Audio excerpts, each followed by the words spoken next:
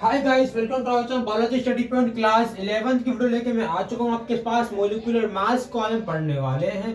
What is molecular mass? देखिए, molecular mass होता क्या है। मोलिकुलर मास का मतलब है एटॉमिक मास का मल्टीप्लाई कर दो आप नंबर ऑफ मोलिक्यूल्स। सर इसका मतलब क्या होता है? एटॉमिक मास क्या होता है उनको पढ़ाया था। अगर एटॉमिक मास निकालना है तो एटॉमिक मास निकालने का तरीका क्या होता है? पहला कि आपको एटॉमिक मास की वैल्यू गिवन हो, समझ गए। जैसे कि आपका क्लोरीन है तो आपके क्लोरीन के लिए एटॉमिक मास 35.5 फिक्स होता है। कुछ एटम के लिए क्या होता है कि फिक्स होता है, ठीक है, लेकिन कुछ एटम के लिए फिक्स नहीं होता। जैसे कि अगर हम बात करें आपके नाइट्रोजन की, तो नाइट्रोजन के पास सर जी क्या होता है? नाइट्रोजन के पास ये फिक्स नहीं होता, यानी कि इसका जो एटॉमिक मास है फिक्स नहीं होता। अगर एटॉमिक मास फिक्स नहीं होगा तो इसका मतलब कि जो नाइट्रोजन 7 नंबर पे आएगा तो इसका मल्टीप्लाई 2 से कर दो, 7 इंटू 2 14, यानी कि समझ गए। इसका मतलब ये है कि एटॉमिक मास निकालना तो क्या होता है। एटॉमिक मास के लिए दो कंडीशन होती है। क्या सर जी? एटॉमिक मास के लिए सर देखना, एटॉमिक मास की अगर मैं बात करूं तो एटॉमिक मास के लिए दो कंडीशन होती है। पहली कंडीशन क्या बोलती है कि एटॉमिक मास आपको गिवन होना चाहिए, मतलब कि दिया होना चाहिए, फिक्स होना चाहिए। समझ में आ गया? जैसे कि क्लोरीन की बात की तो क्लोरीन के पास 35.5 फिक्स एटॉमिक मास होता है। समझ गए सर जी? इसके अलावा क्लोरीन नहीं, क्लोरीन के अलावा कई सारी चीजें जो कि जिनका एटॉमिक मास फिक्स है। जैसे किसकी बात करें? अगर हम बात करें तो जैसे कि अगर आप सोचो तो अगर हम बात करें तो इसमें से वो भी आता है पोटेशियम। पोटेशियम का जो एटॉमिक मास है वो भी फिक्स है। क्या है सर जी? 39। तो इसमें कोई मल्टीप्लाई नहीं करना, ठीक है। समझिए पहली कंडीशन क्या होती है कि एटॉमिक मास गिवन होना चाहिए, क्योंकि क्लोरीन का एटॉमिक मास 35.5 है, गिवन है। पोटेशियम का 39 है, ये भी गिवन है। सर दूसरी कंडीशन क्या होती है? दूसरी कंडीशन होता है आपको वो फाइंड करना है, मतलब कि आपका जो एटॉमिक मास है वो एनॉन है, वो आपको नहीं पता। सर जी क्या कंडीशन होगी किसको नहीं पता? अगर आपको एटॉमिक मास की नॉलेज नहीं है क्या है क्या नहीं, तो इसमें आपकी कंडीशन क्या बनेगी? पहली कंडीशन आपकी ये बनेगी कि आपको उसके एटॉमिक नंबर का, क्या सर जी यहाँ ध्यान दीजिए, ध्यान लेते हैं उसके, सर जी उसके एटॉमिक नंबर का, उसके एटॉमिक नंबर का मल्टीप्लाई आपको 2 से करना पड़ेगा। तो अगर आप उसके एटॉमिक नंबर का मल्टीप्लाई 2 से कर दोगे तो आपको उसका आंसर मिल जाएगा। जैसे कि हम बात करें नाइट्रोजन की, तो नाइट्रोजन का जो एटॉमिक नंबर है वो 7 है। तो अगर एटॉमिक नंबर 7 है तो अगर मैं 7 का मल्टीप्लाई 2 से कर दूं तो मुझे क्या मिल जाएगा? 14, जो इसका एटॉमिक मास है। क्या समझ में आया? आया? और कुछ? ठीक है, एक और जैसे कि मैग्नीशियम की बात करते हैं। मैग्नीशियम क्या है? मैग्नीशियम आपके एक एलिमेंट है पीरियोडिक टेबल का। सर जी मैग्नीशियम क्या होता है? तो मैग्नीशियम का एटॉमिक नंबर 12 है। कितना सर जी? 12। अगर सर जी मैग्नीशियम का एटॉमिक नंबर 12 है और ये अज्ञात में है तो उसका 2 से मल्टीप्लाई करो तो क्या होगा? 24 का सर जी 24। समझ गए? तो एटॉमिक मास के लिए मेरे पास दो कंडीशन होनी चाहिए। अगर आपका एटॉमिक मास गिवन है तो गिवन एटॉमिक मास का डायरेक्ट, यानी कि गिवन एटॉमिक मास का मल्टीप्लाई डायरेक्ट होता है नंबर ऑफ मॉलिक्यूल्स, तो आपको मोलिकुलर मास मिल जाएगा, ठीक है। तो अगर आपने गिवन एटॉमिक मास का मल्टीप्लाई नंबर ऑफ मॉलिक्यूल से कर दिया तो आपका मोलिकुलर मास मिल जाएगा। दूसरी कंडीशन क्या होती है? दूसरी कंडीशन है एनॉन कंडीशन। इसमें क्या होता है? बहुत लंबा प्रोसेस है, करते करते आपको हो जाएगा, ठीक है। कुछ नहीं करना, क्या करना है? अगर आपका एटॉमिक मास एनॉन है पता नहीं, तो इस कंडीशन में आपको दिए गए एटॉमिक नंबर का मल्टीप्लाई 2 से करना पड़ेगा। अगर आप दिए गए एटॉमिक नंबर का मल्टीप्लाई 2 से करोगे तो आपको मिल जाएगा सर जी एटॉमिक मास। और जो एटॉमिक मास में आपको मिल गया, अगर आप इस एटॉमिक मास का मल्टीप्लाई नंबर ऑफ मॉलिक्यूल से कर दो तो आपको मिल जाएगा क्या sir ji? Molecular mass. Sir ji निकलता कैसे, होता क्या क्या वो समझते हैं। कंटिन्यू। अगर मैं बात करूं मोलिकुलर मास में, तो मोलिकुलर मास में क्या होता है? एटॉमिक मास का मल्टीप्लाई नंबर ऑफ मॉलिक्यूल से करते हैं। क्या होता है समझते हैं। देखो दे रखा आपको CH3Cl मेथिल क्लोराइड, और मेथिल क्लोराइड में कार्बन कितने नंबर पे आता है सर जी? कार्बन आता है 6 नंबर पे।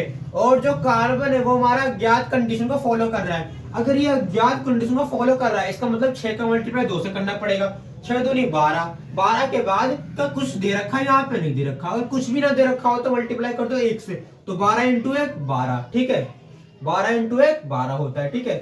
और हाइड्रोजन कितना नंबर पे आता है, हाइड्रोजन एक नंबर पे आता है, और अगर ये एक नंबर पे आएगा तो इसका एटॉमिक मास भी क्या होगा, 1 होगा। और अगर उस एटॉमिक मास का multiply given number of molecule 3 से कर दो तो क्या हो जाएगा, 1 into 3 प्लस क्लोरीन है। अगर क्लोरीन आपका 17 नंबर पे आता है और इसका एटॉमिक मास जो 35.5 है, अगर मैं उसका मल्टीप्लाई नंबर ऑफ मॉलिक्यूल से कर दूं जो कि 1 है तो 35.5 आ जाएगा।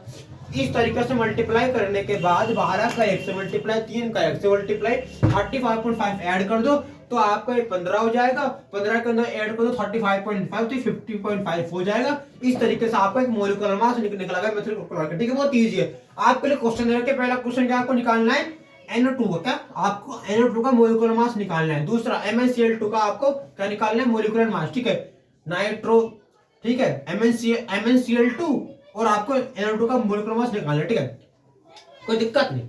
अब जानते हैं फॉर्मूला क्या होता है। होमवर्क क्वेश्चन आपको मिल गए। सर फॉर्मूला क्या होता है, सर ये फॉर्मूला का मतलब है मेड अप ऑफ 2 और मोर एटम। एक फॉर्मूला 2 या 2 से अधिक एटम से मिलकर बना होता है। समझ गए सर जी। फॉर्मूले का मतलब है कि 2 या 2 से अधिक एटम से मिलकर बना है। कैसे, सर आपका NaCl ले लो, HCl ले लो, सब एक फॉर्मूला है, सब एक फॉर्मूला है। अगर ये फॉर्मूला होगा तो इसका मतलब क्या है, इसके पास एटम होगा, एटम के पास आयन होगा। तो जी आयन कैसा होगा, आयन ऐसा होगा कि जो सोडियम है, सोडियम बहुत अमीर है तो पॉजिटिव है, सोडियम बहुत अमीर है तो पॉजिटिव है, Na पॉजिटिव। ठीक है सर जी। Cl बहुत गरीब है तो निगेटिव। ठीक है, Cl बहुत गरीब है तो निगेटिव, Na बहुत अमीर है तो पॉजिटिव। Na सर जी आपका अमीर है, ये गरीब है। सर जी H आपका अमीर है, H आपका अमीर है तो H positive, H positive. Cl आपका गरीब हो तो Cl नेगेटिव। समझ गए सर जी। जिसके पास चार्ज पॉजिटिव हो तो अमीर बन जाएगा, जिसके पास चार्ज नेगेटिव गरीब हो जाएगा। समझ में कंसेप्ट क्लियर है सबको। ये आपका मॉलिक्यूलर मास दे रखा है, आपका फॉर्मूला दे रखा है, क्वेश्चन आपके दे रखे हैं। आपको NO2 का क्या क्या निकालना है, मॉलिक्यूलर मास निकालना है, MnCl2 का मॉलिक्यूलर मास निकालना है। आपके होमवर्क क्वेश्चन है, इनके पे प्रैक्टिस कर लेना है ना, कोई दिक्कत नहीं है।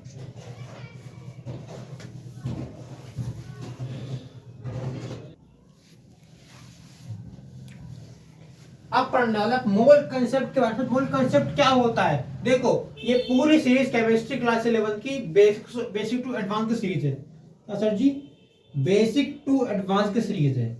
इस पूरी सीरीज को आप बेसिक से पढ़ना शुरू करोगे और मैं आपको जितना हो सके डीप ले जाने को चैप्टर के। ठीक है, केमिस्ट्री बिल्कुल इजी हो जाएगी। ठीक है, बस मन लगा के पढ़ना। ठीक है, पढ़ने वाले आज हम मोल कंसेप्ट। मोल कंसेप्ट क्या होता है, स्मॉलेस्ट यूनिट ऑफ मैटर। सबसे इजी पार्ट बता, सबसे इजी बता दे मेरे चीजें होते क्या मोल कंसेप्ट मतलब किसी पदार्थ की बहुत छोटी मात्रा, बहुत छोटी, बहुत सूक्ष्म मात्रा। सर इसका मतलब क्या होता है, बहुत छोटी मात्रा का मतलब है कि ये बहुत पावर के बराबर है। अगर कोई भी चीज पावर में जा रही है, जैसे कि पावर 10⁻23, मतलब हम स्मॉलेस्ट का मतलब बहुत छोटा समझते हैं। वो छोटा का मतलब क्या होता है कि जो चीज दिखती नहीं है वो हम मेजर कर सकते हैं। पहला क्या होता है, मोल कंसेप्ट। एक मोल किसके बराबर है, एक मोल बराबर होता है एवोगाड्रो नंबर के। सर एक मोल किसके बराबर है, एवोगाड्रो नंबर के। अगर एक मोल एवोगाड्रो नंबर के बराबर है, इसका मतलब कि एक मोल की वैल्यू एवोगाड्रो नंबर के बराबर होगी। और जो एवोगाड्रो नंबर है, एवोगाड्रो नंबर की वैल्यू होती है 1 मोल इक्वल टू 6.022 × 10⁻23 मोल। अगर आप एक मोल को इतना बोल रहे हो तो एक मोल की वैल्यू अगर 6.022 × 10⁻23 है, इसका मतलब कि 12 ग्राम कार्बन का। सर जी 12 ग्राम कार्बन की वैल्यू क्या होगी, 12 ग्राम कार्बन की वैल्यू हो जाएगी एक मोल की वैल्यू बट्टे 12 ग्राम कार्बन। समझ में आ गया क्या सर जी, क्या कंसेप्ट है, बहुत इजी कंसेप्ट है ना। क्या सर जी, अगर एक मोल की वैल्यू, सिंपल कैलकुलेशन जो आप पढ़ते हो ना क्लास 10 से 9 से, वो आप यहाँ पढ़ोगे 11th क्लास में। अगर एक मोल की वैल्यू 6.022 × 10⁻23 मोल है तो 12 ग्राम कार्बन की वैल्यू क्या होगी, तो 12 ग्राम कार्बन की वैल्यू हो जाएगी 6.022 बट्टे 12 × 10⁻23, यानी कि 12 से डिवाइड कर दो। यानी कि अगर आप एक मोल का डिवाइड कर दो 12 ग्राम कार्बन से, यानी कि अगर हम 1 मोल डिवाइड 12 बाय 1 मोल का डिवाइड करते 12 ग्राम कार्बन से, तो हमारा आंसर आ जाएगा। ठीक है सर, परसेंटेज रेशियो क्या होता है, जी परसेंटेज रेशियो का मतलब होता है कि परसेंटेज मात्रा। इसका मतलब क्या होता है, आपकी केमिस्ट्री में क्लास 11th में बेसिक कंसेप्ट ऑफ केमिस्ट्री में कुछ मात्रा दे रखी है, रेशियो दे रखा है, वो समझते हैं। पहला mass by mass percent. Sir ji क्या, मास बाय मास परसेंट, दोनों ही मास है। ठीक है सर, इसका मतलब क्या होता है, इसका मतलब ये होता है कि मास बाय मास परसेंट का मतलब है मास ऑफ सोल्यूट, यानी जो मात्रा कम है सोल्यूट, मास ऑफ सोल्यूट बट्टे मास ऑफ सॉल्यूशन का अनुपात और मल्टीप्लाई कर दो 100 से। क्योंकि क्या होता है सर जी, क्योंकि परसेंटेज का मतलब है 100। क्या सर जी, परसेंटेज का मतलब है मल्टीप्लाई 100, याद रखना, ठीक है। तो मास ऑफ सोल्यूट, सोल्यूट की मात्रा, बहुत कम मात्रा, ऊपर डाल दो, है ना, मास ऑफ सोल्यूट ऊपर पुट कर दो, नीचे सॉल्यूशन की मात्रा डाल दो, 100 से मल्टीप्लाई कर दो। तो मास ऑफ सोल्यूट बट्टे मास ऑफ सॉल्यूशन मल्टीप्लाई 100, ये आपका मास बाय मास परसेंट होता है, ठीक है। Sir volume by volume percent क्या होता है सर जी? वॉल्यूम बाय वॉल्यूम परसेंट का मतलब है कि वॉल्यूम ऑफ सोल्यूट, जो मात्रा कम है, सोल्यूट की मात्रा ऊपर डाल दो, सॉल्यूशन नीचे डाल दो, इनटू 100। समझ में आ गया? बहुत ही। सर मोल कंसेप्ट क्या होता है? रिवाइज कर लो, याद करो, दिमाग घंटे बजाओ। मोल कंसेप्ट क्या होता है? मोल कंसेप्ट का मतलब है बहुत छोटी मात्रा पदार्थ की, और एक मोल बराबर होता है सर जी एवोगाड्रो नंबर के। अगर एक मोल बराबर है एवोगाड्रो नंबर के, तो एवोगाड्रो नंबर की वैल्यू 1 मोल के बराबर हो जाएगी। अगर एवोगाड्रो नंबर की वैल्यू 1 मोल के बराबर है, तो 1 मोल किसके बराबर है? 6.022 × 10⁻23 मोल। और अगर 1 मोल इतने के बराबर है, तो 12 ग्राम कार्बन की वैल्यू कितने के बराबर होगी? तो आपको 1 मोल की हेल्प से, क्या, अगर 1 मोल की हेल्प से 12 ग्राम कार्बन की वैल्यू फाइंड करनी, तो 12 ग्राम कार्बन की वैल्यू फाइंड करने के लिए आपको 1 मोल यानी 6.022 × 10⁻23 का डिवाइड 12 से करना पड़ेगा, इंटू 23 मल्टीप्लाई तो आपको आंसर मिल जाएगा। और अब कहानी खत्म नहीं हुई, इसके बाद आपका परसेंटेज रेशियो। ये क्या होता है? परसेंटेज रेशियो का मतलब मास बाय मास परसेंट, और परसेंटेज के लिए आपको 100 से मल्टीप्लाई करना पड़ता है। क्या सर जी? परसेंटेज के लिए 100 से मल्टीप्लाई करना पड़ता है, मत भूलना कभी, याद रखना, पढ़ना, सवाल गलत हो जाएगा। अगर आपने यहां तक निकाल दिया सोल्यूट का मास और सॉल्यूशन का मास निकाल दिया और 100 से मल्टीप्लाई नहीं होगा, तो आंसर कभी नहीं आएगा, ठीक है। इसलिए मल्टीप्लाई करना सोचिए, ठीक है। सर मास बाय मास का मतलब क्या होता है? तो जी मास बाय मास परसेंट का मतलब होता है कि आपको जो मात्रा कम दे रखी है, उस मात्रा को ऊपर रख दो, जो मात्रा सॉल्यूशन के नीचे डाल दो। तो मास ऑफ सोल्यूट बट्टे मास ऑफ सॉल्यूशन, और अगर मास ऑफ सोल्यूट बट्टे मास ऑफ सॉल्यूशन को कन्वर्ट करना है परसेंटेज में, तो मास ऑफ सोल्यूट और मास ऑफ सॉल्यूशन को परसेंटेज में कन्वर्ट करने के लिए 100 से मल्टीप्लाई करते हैं।